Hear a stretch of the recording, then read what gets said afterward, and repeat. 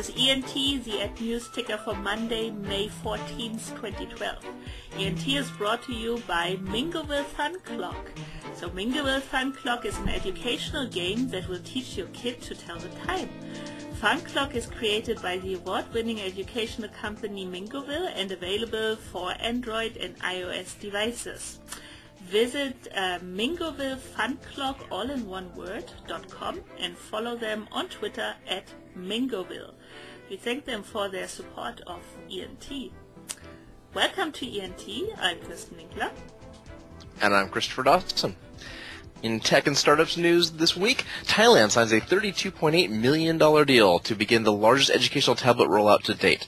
Thailand's government signed an additional $32.8 million, 1.02 billion Thai dollars, contract for a project that aims to deploy close to 1 million devices across the nation's schools. This initiative, which was first announced as an election promise from the Pheu Thai Party last summer, will see supplier Shenzhen Scope ship an initial 400,000 devices within the next 90 days, following the first delivery of 2,000 test units.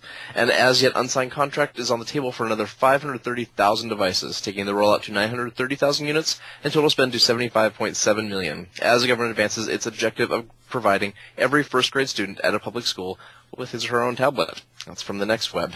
Ambitious project, to say the least. Very ambitious and, $1 billion project in Thai dollar. So, no, but definitely very ambitious. Okay, then our friends at Babbler let us know that they build all-access dictionaries with responsive design. Babbler has taken the strategic step to make its dictionaries accessible across all devices with the help of responsive design. Now the Babbler dictionaries can be accessed through any device, and the website will refit itself to the screen of the user, dropping the annoying zooming necessity for mobile users, while at the same time keeping the easy usability across all devices. With over 12 million unique visitors per month, nice, Babbler responded to feedback from its users, and after 5 years, quote, the implementation of 21 languages and 32 dictionaries, we knew a major overhaul was needed. This step will help us to tackle the next 5 years, says Andreas Schröter, co-founder of Babbler, and if you want to check them out, that's BAB.LA if you are in need of an online dictionary. Wow, that's this idea of accessibility is so critical, and with rich internet applications, it's so hard to do. So great to see them stepping ahead with this. Microsoft research Mirage Table brings some augmented reality to your tabletop. The Mirage Table offers a glimpse of one possible future where two people can interact with virtual objects on a table as if they're sitting across from each other, or simply doing so on their own. To make that happen, the setup relies on a ceiling-mounted 3D projector to display the images on a curved surface, while a Kinect on each end of the connection captures both the person's image and tracks their gaze to ensure images are displayed with a proper perspective. That's according to Engadget. So I think we're seeing certainly Surface take the next step here. It sounds pretty cool, actually. I'm a little bit really excited. Cool. and yet I can't help but wonder what's the utility. But I'm sure we'll find something fun. Need something being useful if it's just fun. And it's that New England pragmatism in me, I can't beat it out. And, news from another startup we have covered here on EduQuest PlaySay.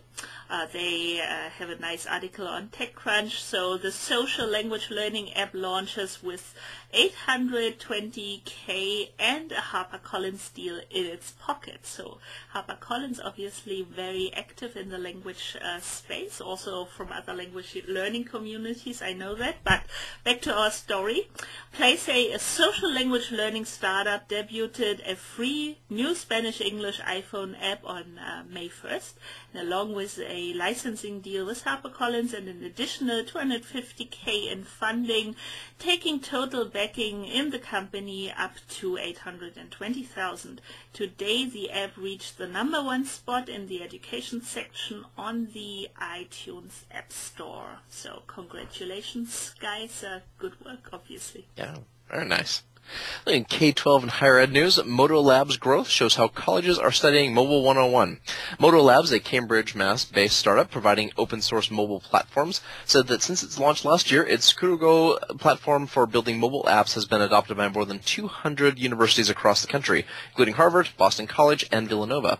The school's motivation for going mobile was to provide current students with schedules, campus updates, and tools for keeping in touch with faculty. Later, the school started to realize that most of their traffic was coming from off-campus. The observation was backed up by a February survey from the National Research Center for College and University Admissions and consulting company Noah Levitz. It found that 52% of prospective college students said they viewed a school's website on a mobile device in 2011, more than double the percentage from 2010. Of these students, 48% said the mobile site experience improved their perception of the school. So that's from GigaOM, which follows right on the heels of Blackboard's announcement of their own augmented reality app on iOS that they're rolling out for schools. So lots of movement in that mobile space. Definitely, it's really taking off over there. Yeah. Okay, we hear from the Huffington Post that 2012 college grads enter improving job market. So contradictory to last week's story. Yeah. Well, the class of 2012 is leaving college with something that many graduates since the start of the Great Recession have leaked: jobs. Campus job fairs were packed this spring and more companies are hiring. Students aren't just finding good opportunities, some are weighing multiple offers. Between September 2008 and August 2010, 6.9 million American jobs were eliminated. In the last year and a half, 3.1 million jobs have been created. So the strengthening job market has made a big difference to seniors who are job hunting in their final semester. So then we should hope that this also jobs that adequately pay and not only and not only exist, temporary, right? And not only exist, as you say. Right, or they'll be washing cars with competing with thousands of other graduates. Exactly. So a Columbia janitor graduates with honors. 20 years ago, Gak Filipaj was close to finishing law school in Yugoslavia, but he left for America to get away from civil war. He learned English, got a job as a janitor at Columbia University in New York, taking classes for free. He has now graduated with honors in classics, chipping away at that degree for 12 years. He's right back to cleaning at Columbia, looking for a better job and graduate school, still sending money home to his family. Well, that's from Fox News, and the American dream. Yes, I wanted not to dead say yet. that absolutely. So it's I'll take the cliche over here. It's no problem. It's sometimes good when a cliche also proves itself to still be possible and reality. It's Exactly. Great story. Very encouraging I hope for other people as well. So from the Telegraph over in the UK. Can 20% of school children really have special needs? The £5 billion budget for students with learning difficulties is rising fast in the UK, but is the money being used to cope with a new tide of poor parenting and failed teaching? Many experts feel that funds earmarked to help children with learning difficulties are being redirected to cope with a new tide of social deprivation that is washing up in the classroom. Children come from troubled homes and who turn up at schools with behavioral problems are being routinely put in the SEN register alongside those with more specific learning difficulties such as dyslexia and dyspraxia. Official figures show that affluent Richmond upon Thames, I suppose, in West London, has 11.8% of primary pupils on the SEN register. And in Liverpool, with its higher level of unemployment and poverty, that figure is 22.6%. So our SEN and the vast resources that accompany being used as an excuse for poor parenting. That's a tough question, actually. It is a tough question, and put toughly. Certainly, here in the States, we have lots of data that correlates socioeconomic status with special education needs, and we see it all the time. But I don't know if we can chalk that up to poor parenting or to just rough socioeconomic times, I think so. which yeah. kind of is what it is. But but certainly in our affluent school districts, we have far lower subscription to special needs services. So I think they're on the right track in terms of the questions to ask, maybe, but maybe we need to look a little deeper than just those darn parents screwing up. Not judging so quickly, maybe. Yeah. Right, perhaps. Although, of course, the article put the question out there, but it has a certain tone maybe to it. It does, yeah. So another study, the decline of linguistic and cultural diversity is linked to the loss of biodiversity. Interestingly, the author said that 70% of the world's languages were found within the planet's biodiversity hotspots. The data show that these important environmental areas were degraded over time. Cultures and languages in the areas were also being lost. The results of the study have been published in the Proceedings of the National Academy of Sciences, and biologists, to quote, estimate annual loss of species at 1,000 times or more greater than historic rates. And linguists predict that 50 to 90% of the world's languages will disappear by the end of the century, the researchers wrote. That's courtesy of the BBC.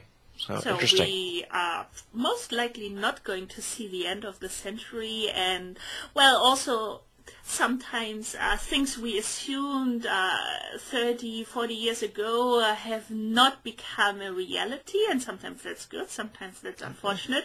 So yeah, I mean, it's not the first study going in this direction. 50 to 90% is also a wide That's quite a spread.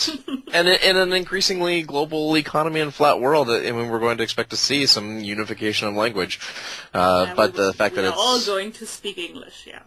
Yeah, probably. So, and that closes this episode of ENT. You'll find all the links to the articles we covered on EduQuest. Just go to eduquest.com/ENT12. Also follow the EdNews Ticker on Twitter @EdNewsTicker to stay updated during the week. You can also help us with the show. Just go to our news subreddit at ednewsticker.reddit.com and submit your own articles or vote and comment on those you want us to discuss during the show. ENT will be back on Wednesday. Until then, have a great start of the week, everyone.